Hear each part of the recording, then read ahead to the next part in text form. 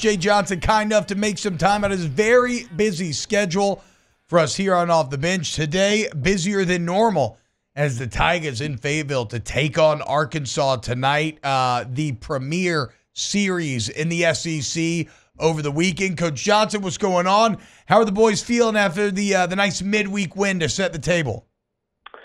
Good win Tuesday, good practice last night, and great challenge this weekend. Really excited to be here.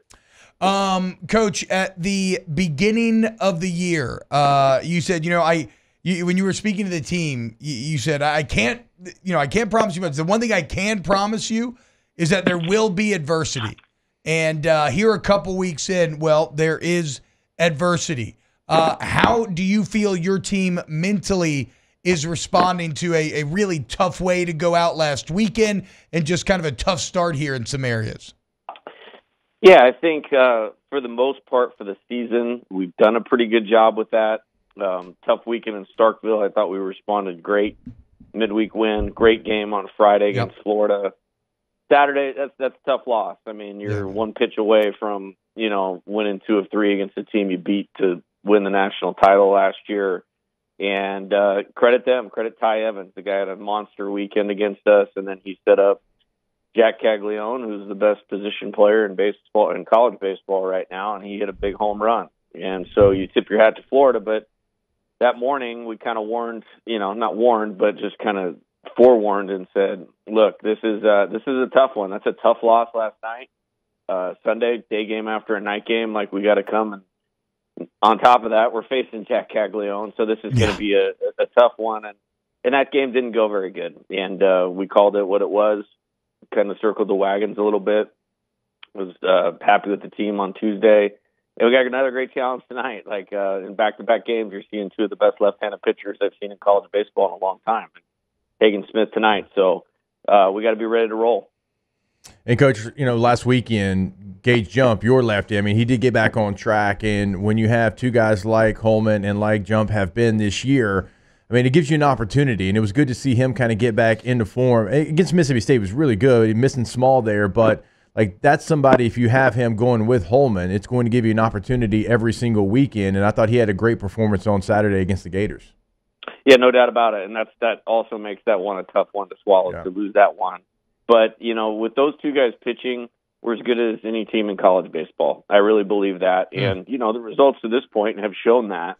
What we need to do is to try to separate against other good pitchers we're facing offensively a little bit better, and then figure out kind of the back of the bullpen thing, which at times has been really good. And it just wasn't, it hasn't been through these first, 6 games of SEC play, other than Griffin Herring's performance last Friday against Florida. So none of this is unexpected. We're playing the best programs in the country, just as we are, in our league.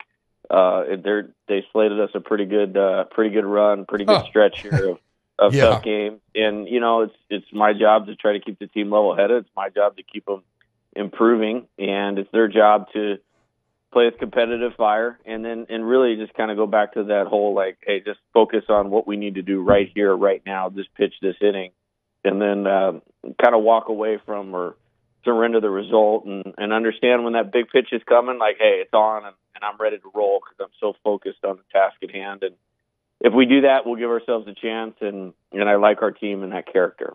Yeah, it's definitely a narrow the focus run here over the next 3 weekends.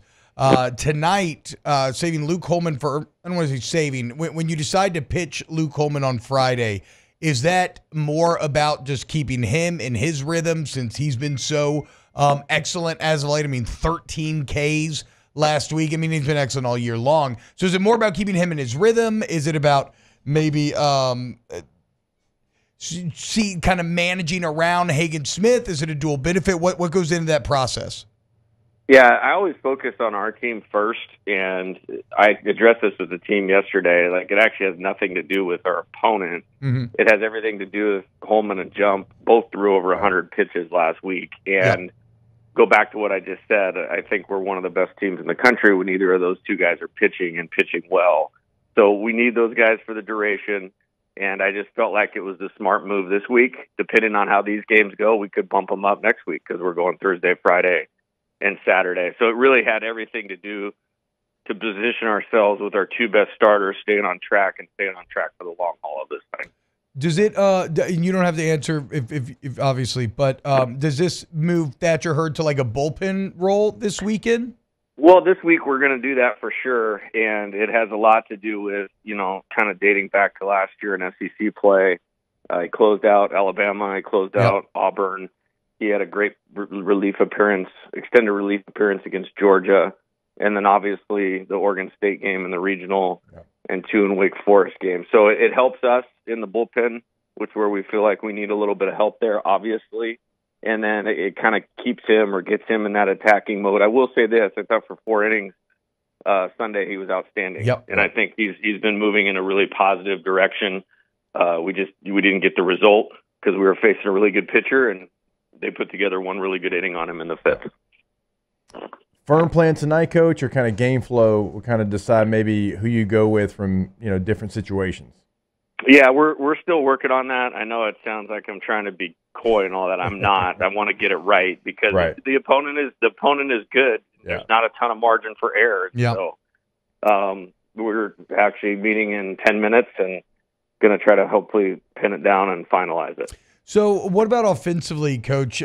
Because this team has been it's been a bit of a struggle during SEC play, but we've also seen, like, you think back to the Hebert and Johnson game, like we talked about, maybe the best way to handle an ace in terms of driving pitch counts up, just stacking quality at bats. So we've seen it, but now in Arkansas, you're going to get the team that maybe has the best staff in the entire country. What are your kind of offensive goals or the plan to try to fight against this staff over the weekend?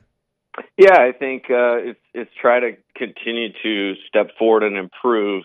Outside of the game against Caglione on Sunday, he dominated us. And when you're going 96 left-handed with a lot of ride, and then you're subtracting 15 miles an hour on a changeup that you can throw for a strike and a really good slider, like the Yankees would have had a hard time with them last Sunday. So, but that's what you're getting tonight too. So it's really about making it as hard as we possibly can.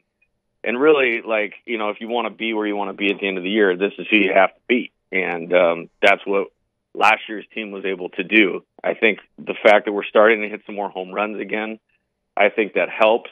I think it's just kind of those at-bats between the homers thing that we talk about and making it difficult. And we've done a great job for the first 3 innings of the game. You mentioned that Texas game. And then we can't let the guys settle in. Yeah. And that's where we've had, even on Tuesday, like, we had a little bit of a struggle with that. And so it's a lot of players playing in different spots than they have. I think it's a capable lineup. There's some things like we've learned that, for the future, like we can tweak a little bit, which we will. But for the now, we just got to make it as hard as possible. And then you need one of those big, strong guys that we have to pop one out when you need to. And you need to get that one hit, in the middle of the game that, allows you to cash in when you get the guy on the ropes. And we did that last Friday night, and we won the game. Yeah. And so it's not really difficult to figure out.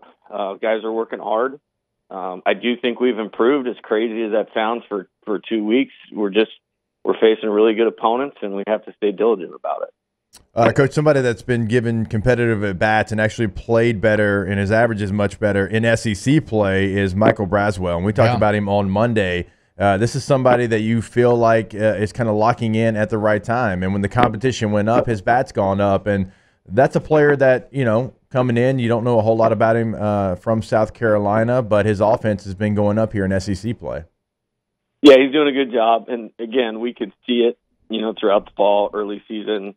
And there's a lot of things that go on with these guys. They're still young players. And, yeah, he played in the SEC, but he was on a different team, different way of doing things. He has his own goals that he wants to do. And we got ourselves aligned, and he deserves a lot of credit for the work that he's put in. And he's competing really, really well. And the game is moving slower for him, and really pleased. And those are the types of at-bats that I'm talking about, like maybe get him positioned in the order when he's coming up with runners on base, and hopefully he can take that same at-bat. Coach, this is the last one for me, but I have a bit of I was just thinking about this driving into work today because you're such an expert at developing hitters, right? And their plate approach and just creating successful hitters. But a batting stance and swing seems to be so bespoke. Is it how do you teach guys individually like the core fundamentals where you have guys that are going to be coming from different angles and kind of different ways of doing things, depending on just what they've kind of found through their life? Well, I don't know what bespoke means actually. But, he does that to me all the time. He does it to me all the time. No, it means like unique, right? Like singular, singular, like to itself, like handcrafted. Yeah, I got a 790 back on the SAT, and most of those points came in math. So, yeah. Well, I'd say math is the better thing to be as a baseball coach for sure. Yeah, I guess so. It's like they all have a lot of individuality. I think over 20 plus years of doing this, for me, it's like what's going to work against the best caliber pitching and what's going to allow you to be the most consistent. And we have some guys on this team that are a little bit different than we've typically had on our teams, whether that was here or Arizona, where it's a little bit more power first and hitter second, where I've been a little bit more hitter first, and then the power comes as you get them in a good strength program and they start doing those movement and fundamentals better as they spend more time with you. So I think, again, this is a good, hard-working group. We're seeing really good pitching. I think we do take it guy to guy, but there's some core things about making sure you're in position on time, which will be huge tonight because that'll be a freight train coming at you. So if you're late, good luck. You're not going to look very good. And then, using your body to swing the bat. And if you're tied into the ground, you can use the ground as force and your whole body to move the bat. And then it becomes about, bat path and arriving on line and on time. And when you got guys that are riding fastballs left-handed above 95 miles an hour, if you're beneath it, it's going to be a struggle. You're just going to get blown by, or your best case scenario is a foul ball. So there's a few fundamental things that are super, super important, but they all have some uniqueness. We're not going to have, Mac Bingham be like Hayden Travinski necessarily. Yeah. And so that's part of the game, and we're trying to keep them, help them understand better what they need to do to be successful every day. Yeah, I'm sorry for such a broad question, but I find that all to be fascinating. It just reinforces how impossible it is to hit a baseball. Coach, best of luck tonight. As always, cannot wait to watch. And here's to you and the boys on the road in Fayetteville. Thank you so much for making time this morning. All right, have a great day, guys. Thank you.